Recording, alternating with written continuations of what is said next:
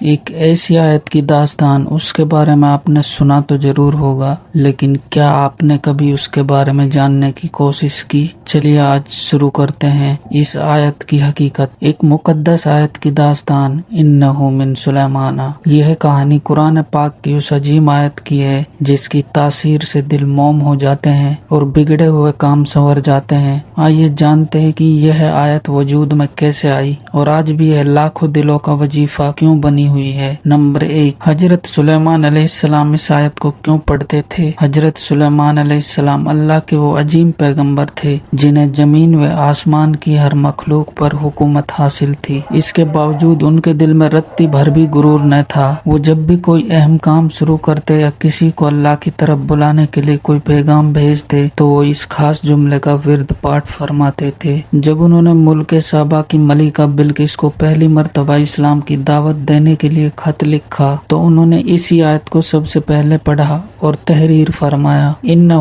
من سلیمان و انہ بسم اللہ الرحمن الرحیم۔ وہ اسے اس لیے پڑھتے تھے تاکہ سامنے والے کو یہ پیغام مل سکے کہ یہ کام سلیمان علیہ السلام اپنی ذاتی طاقت یا بادشاہت کے بل بوتے پر نہیں کر رہا، بلکہ اس اللہ کے مقدس نام سے کر رہا ہے جو نہایت مہربان اور رحم کرنے والا ہے۔ یہ آیت دراصل حضرت سلیمان علیہ السلام کی عاجزی، نمرتا اور اللہ پر ان کے اٹوٹ یقین کا سب سے بڑا ثبوت تھی۔ اس آیت کو پڑھنے کی وجہ سے ان کے لفظوں میں وہ روحانی رعب اور طاقت پیدا ہو جاتی تھی کہ ملکہ سابا جیسی عظیم حکمران نے بھی ان کے آگے سر جھکا دیا۔ نمبر 2، آج بھی لوگ اس آیت کو کیوں پڑھتے ہیں؟ وقت گزرتا گیا لیکن اس آیت کی روحانی طاقت ہمیشہ کے لیے قیامت تک کے انسانوں کے لیے محفوظ کر دی گئی۔ آج بھی بزرگان دین اور عام انسان اس آیت کو اپنی زندگی کی مشکلوں کو حل کرنے کے لیے پڑھتے ہیں۔ لوگ اسے اس لیے پڑھتے ہیں کیونکہ دلوں کو نرم کرنے کے لیے، جیسے حضرت سلیمان علیہ السلام نے ملکہ سابا کے دل کو نرم کیا تھا، ویسے ہی آج اگر کسی افسر، دشمن یا ناراض شخص کے دل میں اپنے لیے نرمی پیدا کرنی ہو تو لوگ اسے پڑھتے ہیں۔ بگڑے کام بنانے کے لیے جب کوئی کام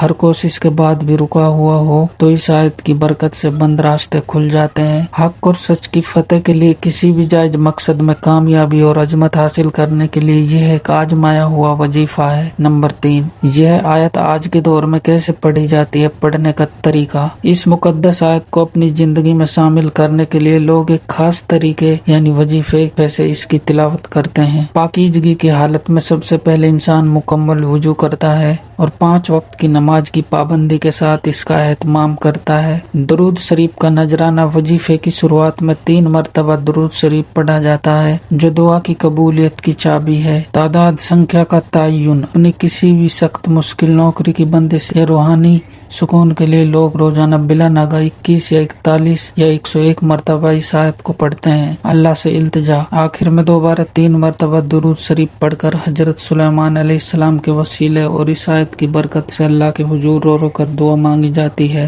اس طرح جو آیت ہزاروں سال پہلے ایک بادشاہ کے خط کا حصہ تھی، وہ آج بھی ہر مومن کے لیے مشکل کشا، مشکلیں حل کرنے والی اور روحانی کامیابی کا ایک نایاب تحفہ بنی ہوئی ہے۔ اگر آپ کو ویڈیو پسند آئی ہو تو لائک شیئر ضرور کریں اور پلیز چینل کو سبسکرائب ضرور کریں۔ Thank you so much.